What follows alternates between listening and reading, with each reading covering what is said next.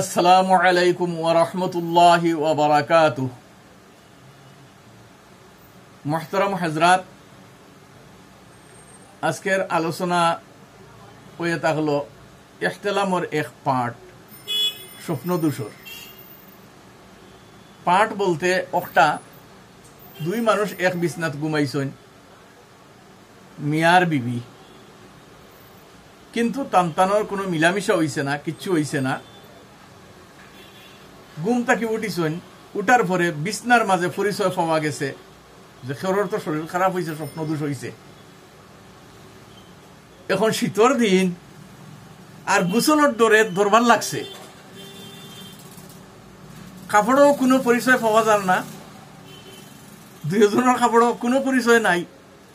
এখন দুইজনের মাঝে ধরবার লাগছে। এইটু কইছেন আপনি গোসল করেন, এনে কইছেন না আপনি গোসল করেন। এখন কাপড়ও পরিচয় পাওয়া যান না, আর খেরোর স্বপ্নও ইয়াদ রয়েছে না। এমতো অবস্থায় বিছনাথ পরিচয় পাওয়া যার, গোসল খেয়ে করতা। এখন গোসল খেয়ে করতা যে শরীয়তে মুতাহহিরায় এরও সুরত দিছেন যে গোসল খেয়ে করতা।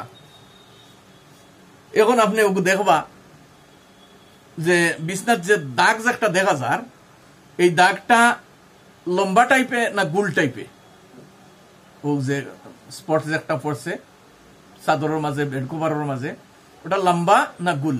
যদি গুল হয় তে লেডিজে গোসল করা লাগবো, বেটিয়ে গোসল করা লাগবো।